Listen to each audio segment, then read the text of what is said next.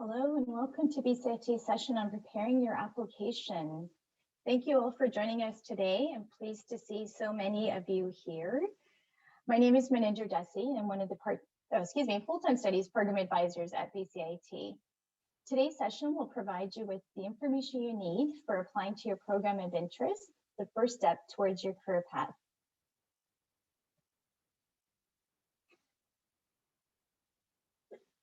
Just going to give it going to wait about a minute to let some others join with us, or just really under a minute. I hope you're all doing well today and if you've had a chance to enjoy the sunshine.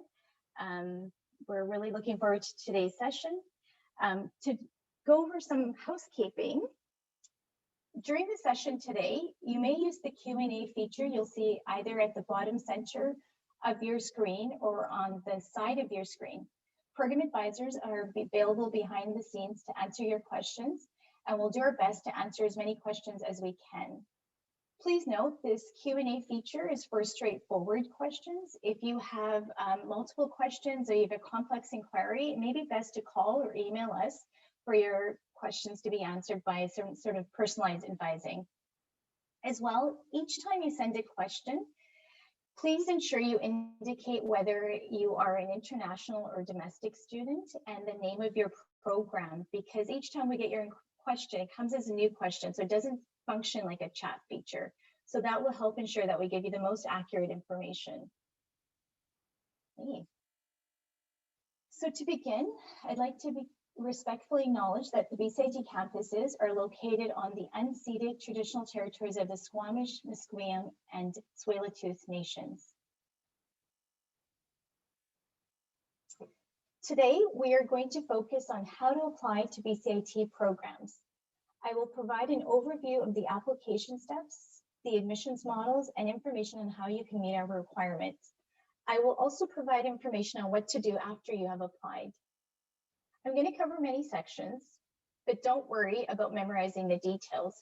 After today's session, you will receive an email with a document you can refer to if you need assistance when you are applying. The presentation portion of this session will be under 30 minutes. The remaining time will be for questions.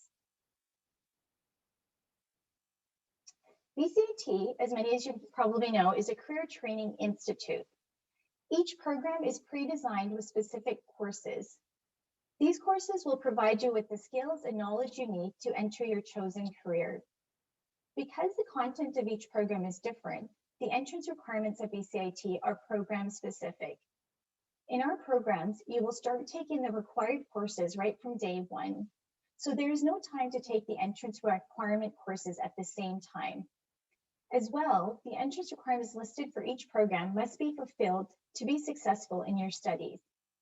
All applicants, regardless of their previous education or work experience, must show proof of meeting the entrance requirements. The application steps are relatively straightforward. The first and most important step is to choose a program. Once you've done this, you need to review and understand the entrance requirements. If you meet the requirements, you may go ahead and apply for your program. The application process takes place entirely online. Therefore, you will need to convert your official transcript and any additional documents that are required to PDF files. For those of you who are planning to apply for programs for 2021, you can go ahead and create a BCIT ID. Once you've done this, you can start reviewing the online application for your program. You can work on filling out the application at your own pace. If you haven't decided on a program and would like to know which ones are available, please go to our website, bcit.ca. Once here, go to the program availability page. You can get to this page by hovering over the admissions tab on our homepage. The program availability page will assist you in determining what programs are available. Once you are here, you will be able to filter your results using specific search terms such as the campus you're interested in or the credential you're interested in. And you'll be able to see which programs are open, which ones are closed. And so you have an idea of the programs that you can apply for the upcoming fall 2021 intake. Once you've found a program, please go to the program webpage. Once you're here, please take your time to review each section listed on the left-hand side navigation. If you're viewing from a mobile device, you'll need to click on the plus symbol and you'll get a drop-down menu. There's a lot of important information provided on each program webpage that will assist you in choosing the program best suited to your career goals and will answer many of the questions you may have about that program. In the entrance requirements section, it will indicate the program's admissions model and the specific courses you need to have completed to be considered for admission. There are 3 admissions models at BCIT. So the model that your program has will be indicated on the entrance requirements page of your program. For programs with the non-competitive model, there are no formal application deadline dates. Applications are accepted until the program fills. We recommend applying early for programs with this model, as many programs soon fill after applications are open. So for example, for many programs that are starting in September, applications were accepted as of October 1st. Some programs are full, some have started to fill, and some may still have seats available. And that information, once again, is available on the program availability page. BCIT programs are not large in size overall, so limited seats are available quite often in many of our programs. Many programs in the School of Business and Media, Applied and Natural Sciences, and some in the School of Engineering use the non-competitive model. Programs with the competitive process generally require applicants to have additional courses and skills than those listed under entrance requirements. So under a program that has a competitive application process, they will also indicate the preferred requirements. So not only do you need to meet the entrance requirements, but it would be advisable to have the preferred requirements as well. These are programs where you will compete with other applicants for a seat. Our health science programs and some engineering programs use this model. If you're interested in a program that indicates it has a competitive entry process, I recommend you connect with the program advisor and we can go over the preferred requirements and help you prepare a strong application for when you're ready to apply. The third admissions model is waitlist. Most of our trades and technical programs use this model. For these programs, applications are accepted all year round. The waiting list varies. It could be anywhere from 6 months to 1 year, could even be shorter or longer. If you have a program that you're interested in that indicates it's by waitlist, you can contact us once again in program advising and we can give you an understanding of the waiting period for that program. I now am going to share some screenshots of the online application so that you feel comfortable with applying when the time comes. Keep in mind what I said earlier. You can start filling out the online application at your own pace and submit it when you are ready. The first page that you see here is an overview page. So it goes over the steps and it helps you prepare for what's coming up. The second page is where you will choose your program. Please note you can only apply to one program in one application cycle. It is not possible to apply to more than one program at the same time or in the same application cycle. The third page is where you will describe how you meet each entrance requirement. I will be reviewing this in more detail later on. The fourth page is where you will upload your official transcript and any other required documents for your program. Only upload the required documents listed under entrance requirements. The drop-down list you'll see when you go to upload documents is a default list and it does list all the different options available, but you only need to upload the required documents listed under entrance requirements for you. The fifth page is the final page, and that's where you pay the application fee and submit your application. The application fee for domestic students is $90 and for international students it's $154. So I hope you have a fairly good understanding of what the online application looks like and that you see that it is a relatively straightforward application. And as mentioned, you can go ahead if you're ready to apply. to have a look at the application. Now, if you do go ahead and submit an application and it is incomplete, and you're missing a particular requirement or you're missing a document, admissions will let you know, and you will have time, or you may have time, to meet the outstanding requirement. Your application is not canceled if it's incomplete. It will still be in the system. However, you have a certain period of time to fulfill the requirement.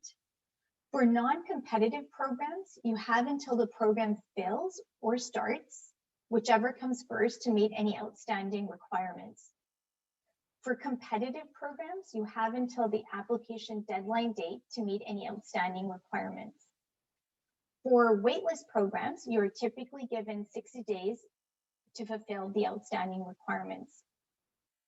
If you submitted an application and you're missing a requirement and you have questions about upgrading, you can contact us in advising. However, I also encourage you to attend the upcoming information session that we have on April 14th, and that will be a good overview of all the different upgrading options you have available to you. As I mentioned, as part of the online application, you will need to upload documents for a timely assessment to be completed. So we encourage you to apply once you have all your documents ready, and once you either believe you meet the requirements or you would like for an assessment to be completed to determine if you meet the requirements. Now, digital copies of your transcripts can now be often downloaded from your post-secondary or from the Ministry of Education. If you can't download an official digital transcript, then the next best thing is to actually order an official transcript from the school. Once they send it to you, you will have to open up the envelope and you will have to scan or take a picture of your official transcript and save it as a PDF file. So then that is the document that you will upload as part of your online application. The same goes for any other documents that you may need to submit. So for example, if a program requires a reference letter, then you'll do the same thing for the reference letter as well. For Canadian high school applicants, we're going to go over this in a second here, but you also want to upload your grade 12 timetable along with your official transcripts.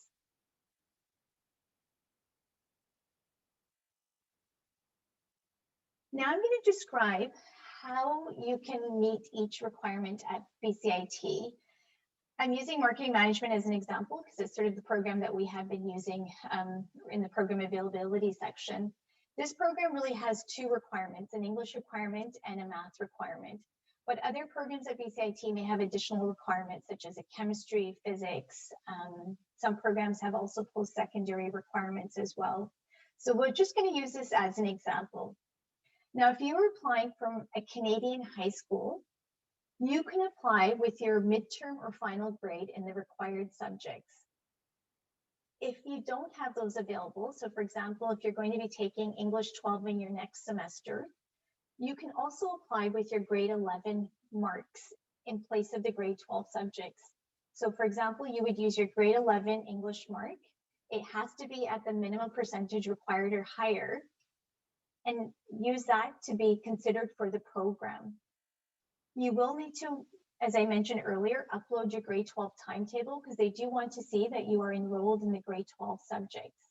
Admissions will follow up with you if they require your transcript, your final transcript at the end of the year.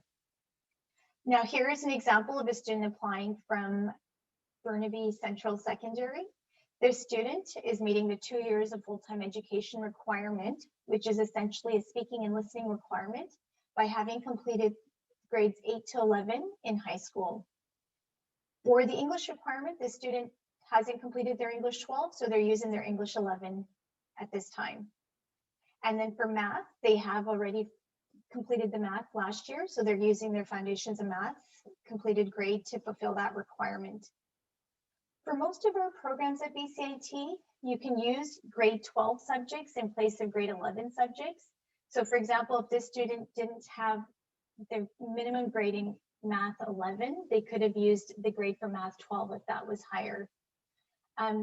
If you have any questions about that, I'll be leaving you information at the end about how you can contact program advising, and we can help you with that. If you are a post-secondary applicant, so you have some college university experience, you may use your high school or post-secondary courses to fulfill the entrance requirements. So sometimes students may have not taken the appropriate math course or the science course in high school, but they have in college or university. And if they have, then they can use those subjects in place of the high school subjects. So for example, if a program requires physics 12 with the 67%, but your physics 12 was potentially lower than 67, or you didn't take physics 12 in high school, but you did take physics 100 at SFU, you may use physics 100 in place of the high school subject. So once again, here's an example of a student applying from SFU. They're meeting the speaking and listening requirement with their 2 years of full-time studies at SFU. They're meeting the English and math requirement with subjects from SFU. International applicants, you may use your high school or post-secondary courses to meet the entrance requirements. Now, if you're applying to a program with high school entrance requirements, you are not required to complete an international credential evaluation unless you've been requested to do so. Most programs that have high school requirements, you can apply using your official high school or secondary transcript. If your transcript is in a language other than English, you will need to have it translated by a certified body, and you'll need to upload that particular document. If you're applying to a program with post-secondary requirements, that is typically where you'll need an ICS evaluation. An example of a program would be environmental health. So here's an example of a student applying from Brazil to one of our programs. And so they're using their IELTS score to meet the English requirement, and they're using that for both their speaking and listening and the reading and writing requirement. And then they're using their math from Brazil to fulfill the math requirement. Now, this is for all applicants. A question we quite often get is, my school provided the grade in a letter, or it was provided in a different scale. Don't worry about converting your grades. List your grade as your school provided it. BCIT's admissions department has a grid. It's a standardized grid that they use to convert all the different types of grades that they receive into a percentage grade that they use for their assessment. If you are uncertain if you meet a requirement, this is probably more for a student applying from post-secondary or an international student. If you believe you meet a requirement, but you're not too sure, the best thing to do is to submit an application and allow for admissions department to do an assessment. By doing that, you will get an official response that will tell you exactly which requirements you meet and which requirements you do not meet. And as I mentioned earlier, quite often you have the time to fulfill that requirement, especially if you've applied early in the cycle. You can contact program advising. In some cases, we can assist you, but in some cases, you will need to apply for, once again, a formal assessment to be completed by admissions. Now, for those of you who have completed courses that you believe are part of your program at BCIT and are interested in getting transfer credit, the transfer credit process at BCIT takes place after you've been accepted into your program. So once you've been accepted into your program, there are forms you can fill out to apply for individual transfer credit. The department will do an assessment of your course to determine if the content of your course matches the content of our course. Please note, as BCIT courses are updated regularly, if your courses were completed many years ago, you may not receive credit for the course that you've completed because it doesn't have the current content. If you do receive credit, your program tuition will not be reduced, nor will the length of the program be reduced, but your course load will be lighter, and that can be advantageous in some cases. You have until 14 days into each term to apply for transfer credit. If you believe you completed a bulk of one program, like you feel like you've completed majority of level 1 or majority of the first year, you should consider applying for advanced placement, which will shorten the duration of your program. This is not an option that is available for all programs, but it is an option available for some programs. Some of the School of Business programs is an area where this option does exist.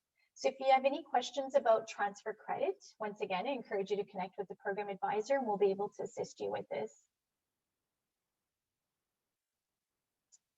Now, what are your next steps after you've applied and you've been accepted? Well, one of the first steps once you've been accepted or you've been offered a seat is that you'll be asked to pay a commitment fee.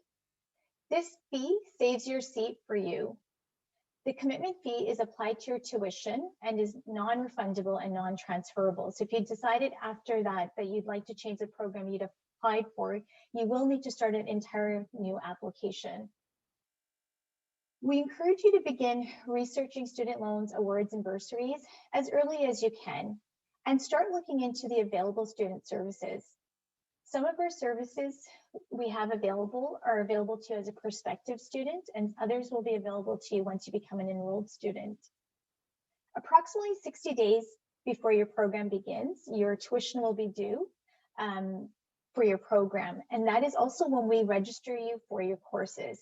So if you are applying for a full-time program, you will be automatically enrolled into all of your subjects, which is a great feature. So you never have to worry about a course being full or a course being canceled. If you're in a full-time program, you're automatically registered into all of your courses each semester.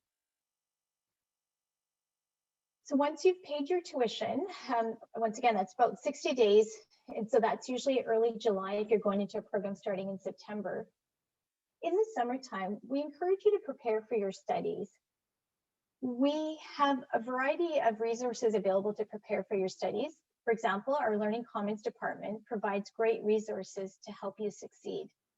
They provide online seminars. They have tutorials on exam preparation, group work, and a lot more than that as well. We offer some refresher courses. So for example, if you're going into a program that will have math and physics courses, we offer some refresher courses for math and physics as well, and some other subjects.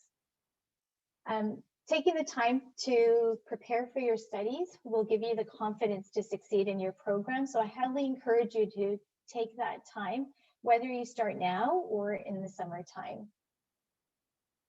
And for more information on our student services, please go to their website, which is indicated here, but it will also be in the document that you'll receive after the session.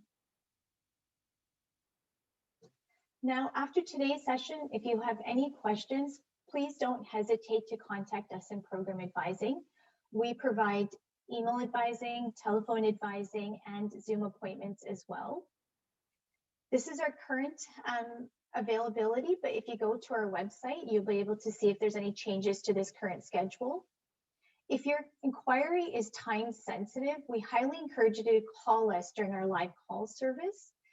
With emails, there could be on average a 4 to 5 day turnaround time. Some times it can be shorter than that, but just keep that in mind. If it's a time sensitive inquiry, it's probably best to call us. Great, so we've come to the end. It feels like we've gone through this quite fast. I would really like to thank all of you for your time today. You deserve a round of applause for attending this session, as it is truly one step towards your academic goal and one step in your preparing for your studies. We've decided to keep the formal part of the presentation short so that we can allow more time for questions. So at this time, I'm going to pass the platform to my colleague, Jessie, who will read out some of the questions that we have had come in. If you have any more questions, please type them into the Q&A box and we will answer those for you. Thank you. Thanks very much, Maninder. Good evening, everyone. Thanks for joining us today. I wanted to cover a couple questions quickly, and then we'll take a look to see if there's more that are typed in. But one of the questions that I had prepared for and that I saw within the responses that we've already answered was if I've applied to a program and I've been added to the wait list, can I still apply to another program? And so I believe Maninder did mention that any applicant can only typically have one active application. There may be very rare situations where potentially, if you were added to a wait list for a program, let's say you've applied to the HVAC diploma program and it has a very long wait list of 2024, for instance, um, there may be a scenario where the admissions department would permit you to be granted the ability to apply to a different program as long as it was going to complete prior to that admittance for the 2024 year for HVAC. So it doesn't hurt to inquire with us, and then we may redirect you to check in with the admissions department to see if there is an option. But for the majority of the cases, once you've applied to a particular program, that's the only application that you can have as submitted. However, there may be situations where you could request to transfer that application, or at least the chance to do that once, if you've had a realization that you've applied to one program and there's another program that you'd like to switch that to for consideration. So I want to comment on that. Another question that I think commonly comes up for BCIT in general is, I'm involved in a program at BCIT. I've been accepted. I've started the program. I'm involved in my first year. Do I have an opportunity to transfer to a different program within the institute? And this can be challenging. Our studies are very specific. You're going to get involved in most cases. You're going to get involved in a diploma program to start with, or it could be a trade certificate. These programs are very specific to the area of study. There are a few situations where there might be a greater ease to transfer programs. I myself was involved in one School of Business program in my first year, and I had the opportunity to switch to a different School of Business program in the second year. That's very uncommon. Most sectors that are offered at BCIT, be it health sciences, engineering, trades, they're all going to be very specific to a particular area of study. The School of Business happens to have some programs, or some of their main programs, where the first year is very common. The large majority of classes are the same. However, there could still be bridging courses that have to take place before your second year if you're going to switch from first year to second year.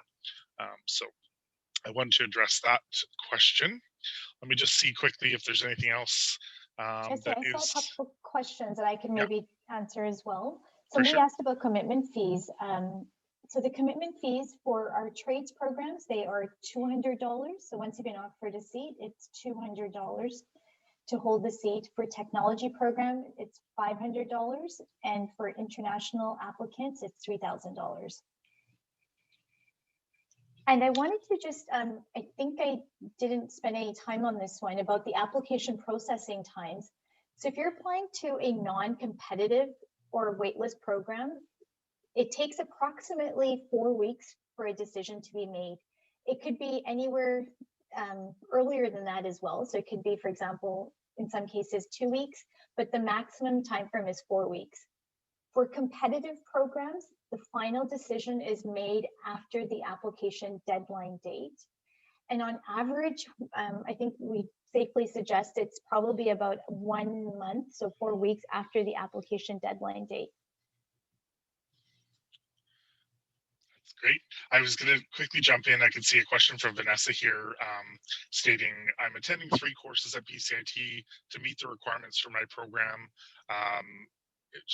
The indication sounds like it's probably for electrical engineering technology, if I'm not mistaken.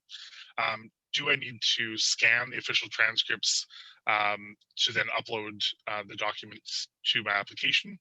So if you're attending the courses at BCIT, you should have the ability to simply indicate that you are attending those courses, and ideally there'd be the opportunity to provide, or for you to indicate that you have a midterm mark, and there's a specific form on the website if you need to provide that to your instructor to fill out, so that you can submit that to be able to provide those grades. So hopefully you have a sufficient mark at the midterm grade point to be able to provide that. Otherwise, the final grade will be displayed on your account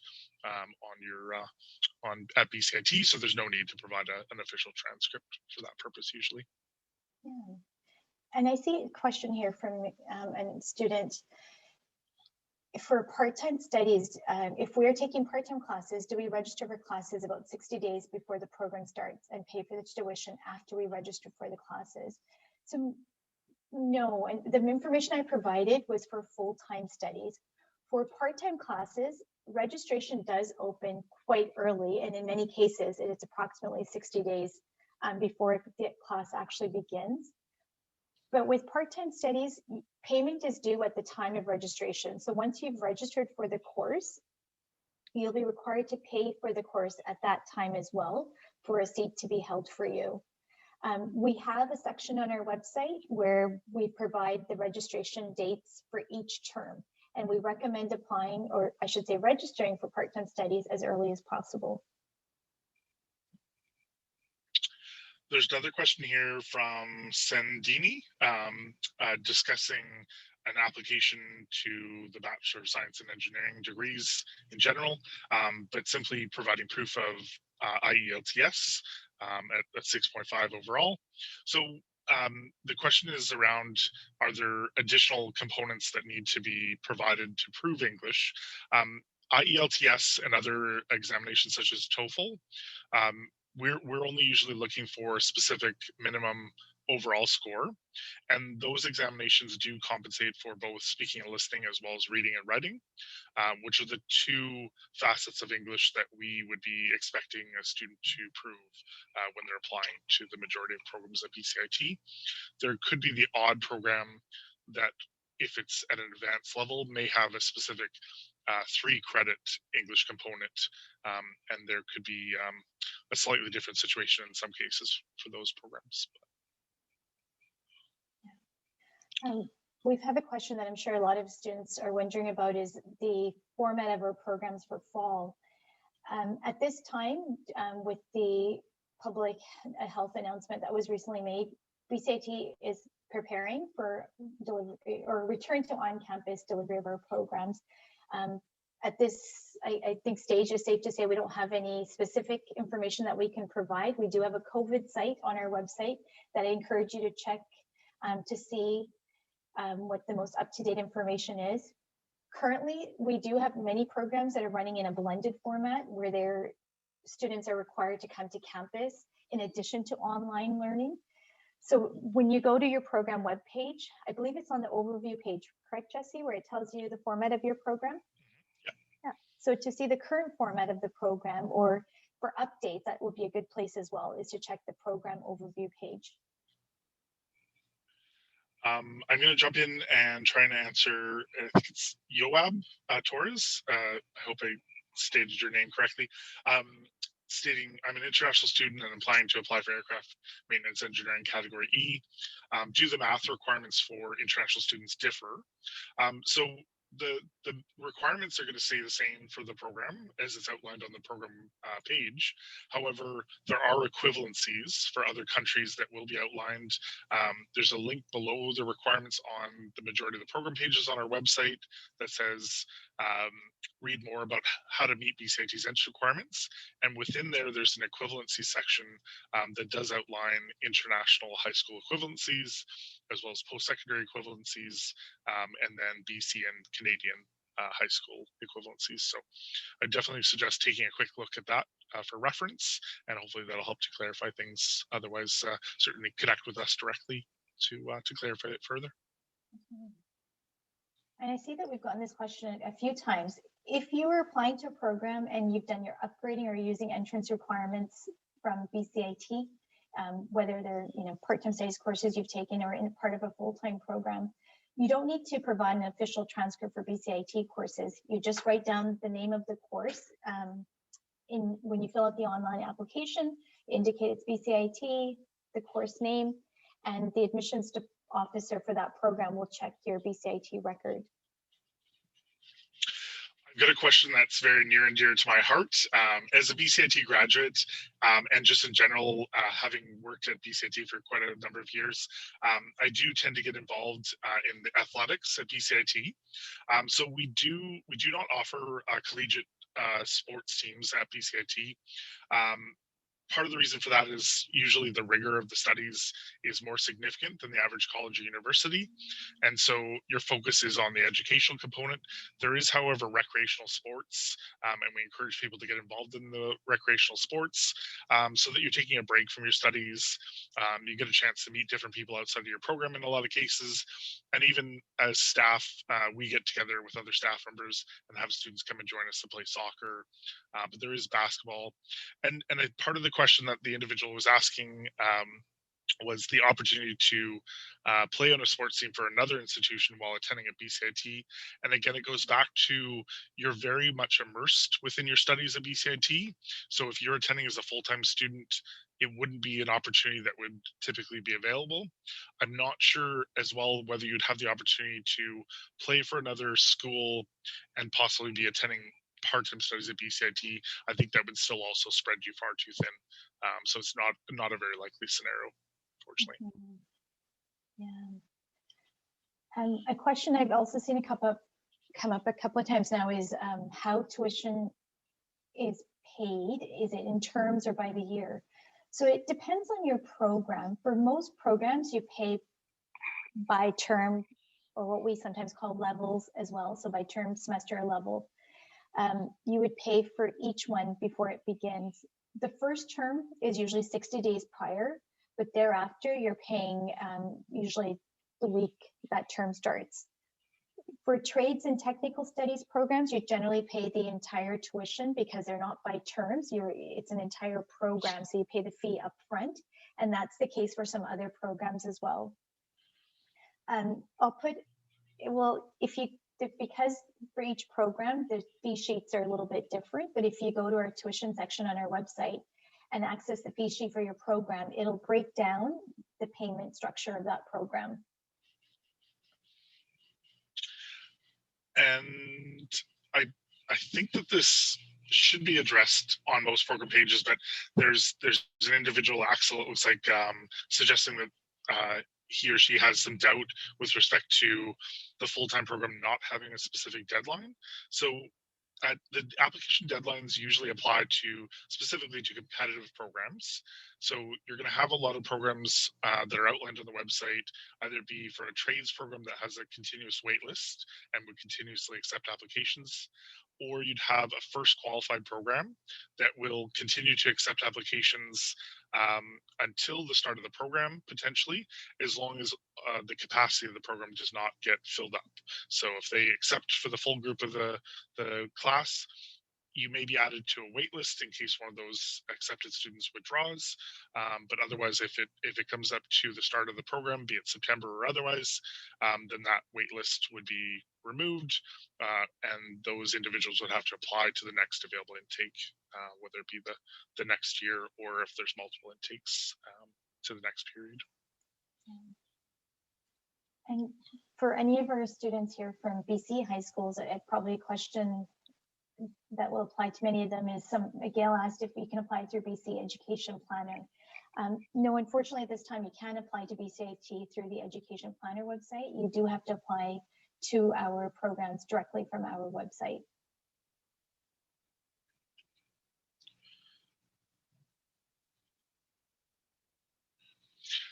I could try and, sorry, the question sort of disappeared on me there. But I think there was a question from Gail asking about volunteer hours and whether that would be outlined on the program page. And again, volunteer hours would typically be outlined if the department has some expectation of an applicant to complete those hours. It would more commonly be the situation with a competitive program.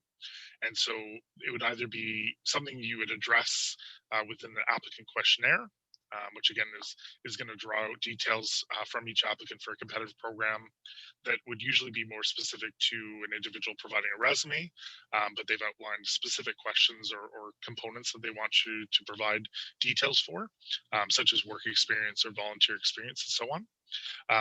But there are going to be specific programs that will state, we're expecting you have a minimum of 30 hours of volunteer work. And so it's very clear that you need to provide that indication when you apply. Fiona asked about taking courses ahead of time to lighten her course load, and how do I know what courses will be transferable? Good question. If you were preparing for not this coming September, or potentially this September, because you still have a term in between, but even if you're planning for next September, perhaps because you need to upgrade some of the entrance requirements, for some programs, especially the School of Business programs, it is possible to take some courses in advance to lighten up your course load. Sometimes there's limits. So for example, in the School of Business, you can only take 2 courses per level in advance. If you're not sure what courses are transferable, this would be a great question to connect with us, and we can provide you that information. But for most of the School of Business programs, they have an advanced placement section. If you go to that section and then look under, there's a table of first level and second level courses. It shows you what the equivalent courses are. But I'd still encourage you to connect with us, because we can provide you information on the recommended courses to take in advance and the courses that are potentially not recommended by the department.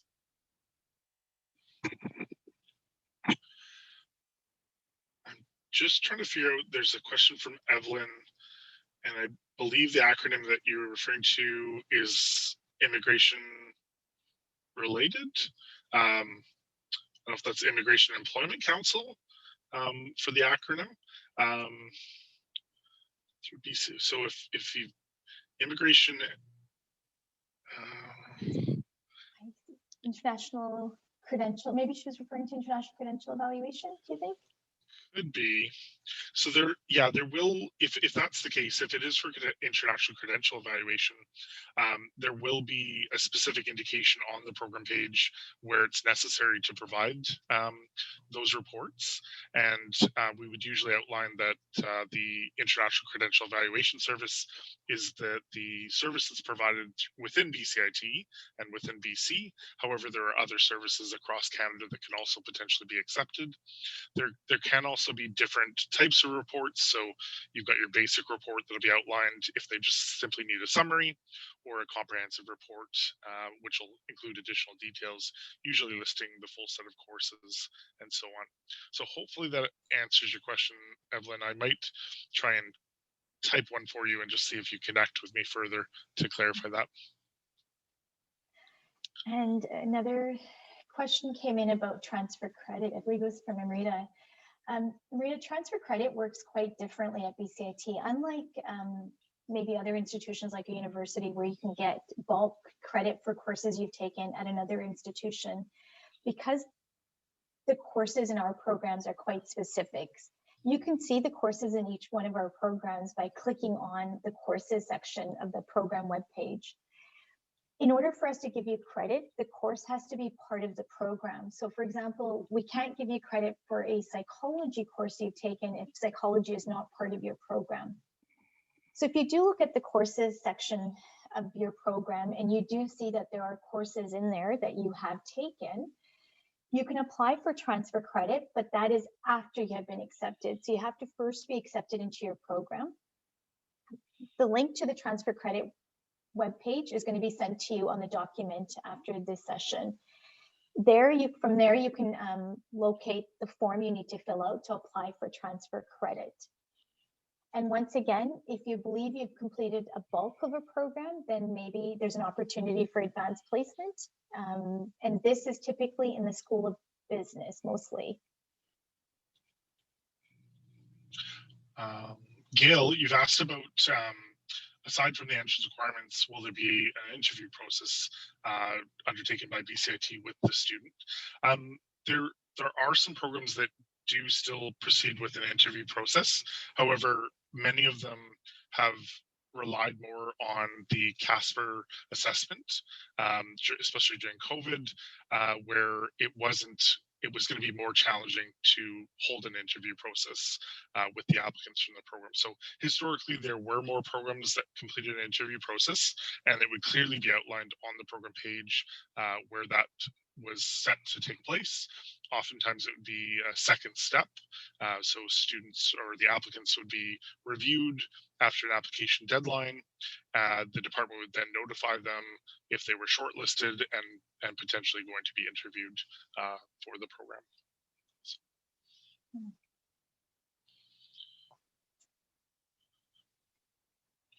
We highly recommend, I'm seeing lots of questions about tuition, to check out our financial and awards webpage. There's lots of information on the student loan process, as well about the available awards, scholarships, and bursaries. Quite often there's many of these that go unused because somebody hasn't taken the time to fill out the application. So we highly encourage you to check out their page. Once again, the link will be in the document that you'll receive. Any questions you have, we have financial aid and awards advisors available to assist you. So you'll contact them directly with any questions you have about finances, funding options that are available to you. Sorry, I'm just following to type a response to Joab.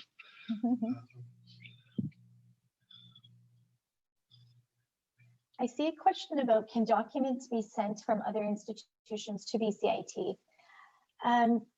They can be. So if your institution prefers sending them directly to BCIT, you can make arrangements for that to happen. What will happen is once we receive them, they'll be scanned and uploaded to your application.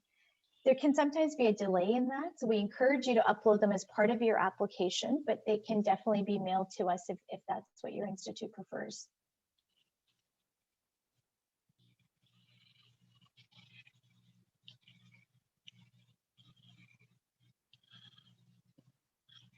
Great questions. I do want to just say that been great attendees tonight as far as your questions go. Really appreciate it.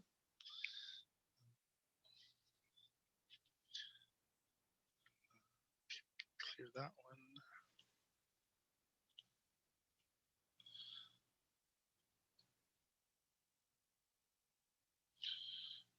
Received a number of questions about our nursing program.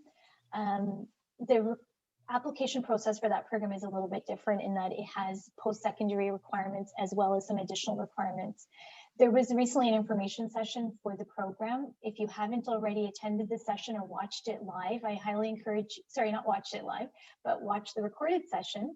I encourage you to check that out because I think it would really help you in applying for the program. We went into some great detail about what you need to do to submit your application specifically for nursing.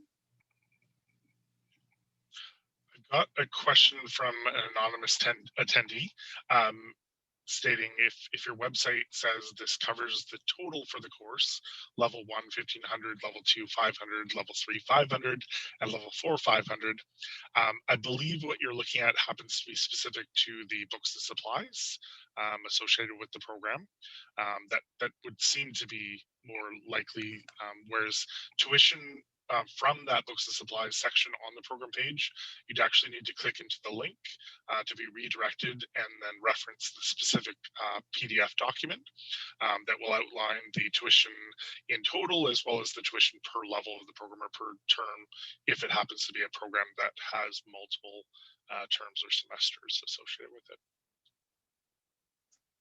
I see another question here that the answer would probably be helpful for everyone is if you did apply and your application was incomplete and you had to upload documents when you met the requirement or soon after, what you'll do is you'll log into your MyBCIT account, access the application for that particular program and upload the new documents or the documents that you were missing. You don't need to let us know that will trigger admissions. However, if you feel like you would like to send an email, it's best to send it directly to admissions. So that's admissions@bcit.ca. And there's one from Jedediah. So you're asking about whether you get open source books, have to pay for digital access codes. With books and supplies for any program, it can vary quite a bit, the different resources that are utilized. And the actual instructors for the individual courses would usually be the ones that will clarify that. And so oftentimes when you come to campus or when your department holds a virtual orientation for your program, they'll discuss that in general. And then your individual instructors may state, for this particular course, this is the resource that we require you to obtain. The bookstore also has an online section where you can reference the resources that are associated with each individual class. It'll usually indicate whether it's required or optional as well, and then the cost associated with it. So hopefully that helps. And I have two that I think would be helpful for everyone as well. One question was regarding entrance requirements, and someone is Vrishti is working on meeting the entrance requirements for the program, but may not have them done by the deadline date. So if a program has a deadline date, you need to be able to provide a midterm or final grade by the application deadline date. Unfortunately, if you cannot provide one or the other, then your application is incomplete by the deadline date, and that's the final day. And unfortunately, you wouldn't be considered then for that upcoming intake, and you would need to consider the following intake. We need at least a midterm grade to make that decision. And as much as I think I'm remembering questions, here we go. The other question was about learning disabilities, if we have any resources. We definitely do. We have an accessibility services department. If you believe you'll need an accommodation, we would encourage you to connect with them. The requirements are still the same for all students, but accommodations can be made for your studies at BCIT. Apply early and connect with them as early as you can, and then they'll meet with you and give you an understanding of the different types of accommodations they can provide based on your need.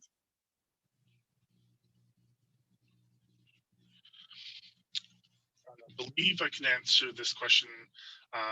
What if we haven't received a study permit 60 days before the start of the first term? Do we still pay our tuition fees? And then if we aren't granted a study permit, have to apply for a refund? And that's exactly the case. Ideally, the study permit would be processed and be approved prior to that timeline. But there are situations where a student may not receive it by the time they're expected to pay their tuition. And the expectation from the admissions department would be that the tuition is paid so that you're retaining your seat. And then ideally, you'll receive that study permit within the remainder of time before you start the program. But otherwise, there would be that opportunity to request a refund if the study permit is not granted either in time or in general. That's right. So that is one of the rare cases where you can request a refund of the commitment fees if you're not granted a study permit as an international student. And I think Shelley is responding, or one of our colleagues, Shelley, is responding to another inquiry from Jedediah. However, there's a question about having an account with BCIT that was created several years ago and not being aware of the password associated with that. Most of the time, you should be able to make contact with the front office at the main number at 604-434-1610 to talk to a customer service rep, and they should be able to help you resolve that situation. In other situations where it's more complex, they may need to have you speak with somebody in the IT services office, or the help desk, I should say. I'll answer two questions, Jesse. Gail is asking if the admin office is always open. Yes, BCIT is open. The administrative areas are open throughout the entire year. So program advising is available in the summer to answer questions as well. We have a question about bilingual transcripts. So if your transcript is in English or French, it does not. French is the only language where it doesn't need to be translated, but if it's in any other language aside from French, it does need to be translated.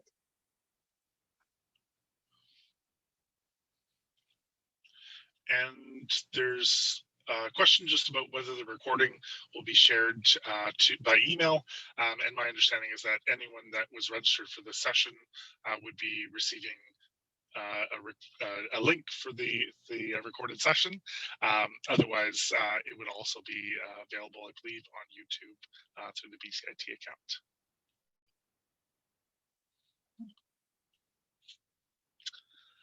That looks like we've exhausted the questions. I think so. You've definitely great questions. Thank you, all of you. You've been a great audience. I think we just had something come in, Jesse. Yeah, there's a few more sneaking in there. So I'll quickly jump in and answer the third question that's here.